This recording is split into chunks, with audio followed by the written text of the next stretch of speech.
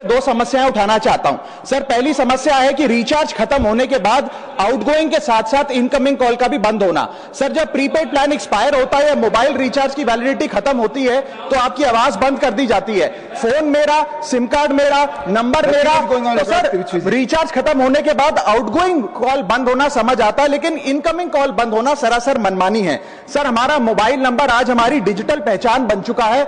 Essential communication जैसे कि UPI payment, banking, OTP, train ticket OTP, PAN Aadhaar authentication, interview का call, hospital का call, मां बाप का गांव से कॉल, तमाम चीजें इनकमिंग कॉल और इनकमिंग एसएमएस से आती है और वो इसलिए बंद कर दिया जाता है कि इंसान एक रिचार्ज कराना भूल गया।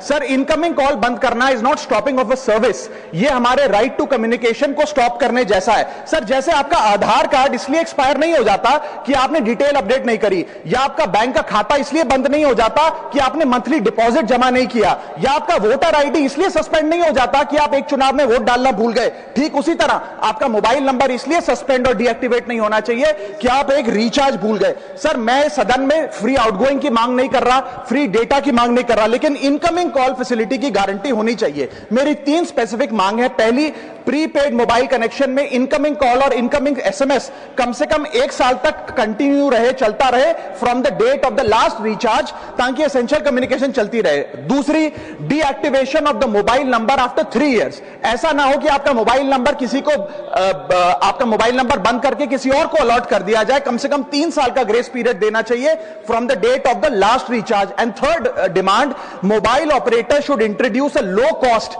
Incoming only plan. वो लोग जो सिर्फ इनकमिंग के लिए फोन रखते हैं उनके लिए, जैसे कि 10 रुपए में 180 दिन की इनकमिंग कॉल की फैसिलिटी, इस प्रकार की स्कीम्स मोबाइल ऑपरेटर को लानी चाहिए। दूसरी समस्या जो प्रीपेड कस्टमर्स फेस करते हैं वो है टेलीकॉम ऑपरेटर का 28 दिन का मंथली रिचार्ज। साल में सर महीने 12 होते हैं, लेकिन 28 दिन की रिचार्ज के माध्यम से 13 टाइम्स रिचार्ज कराना पड़ता है। कैसे सर? 28 दिन into 13 times is equal to 364 days. ये एक बड़ी क्लेवर स्ट्रैटेजी है जिसके चलते आपको फीलिंग 30 दिन की देते हैं, लेकिन आपसे डीलिंग 28 दिन की करते हैं। सर, दुनिया में हर जगह बिलिंग साइकिल कैलेंडर मंथ के हिसाब से होती है, 30 या 31 दिन। आपको मंथली सैलरी, लैंडलॉर्ड का रेंट, बैंक की ईएमआई, बिजली पानी गैस का बिल, तमाम चीजें 30 या 31 दिन के महीने के हिसाब से होती हैं। लेकिन ये मोबाइल ऑपरेटर, टेलीकॉम ऑपरेटर 28 दिन के महीने के हिसाब से आपको रिचार्ज प्लान बेचते हैं, ताकि साल में एक अतिरिक्त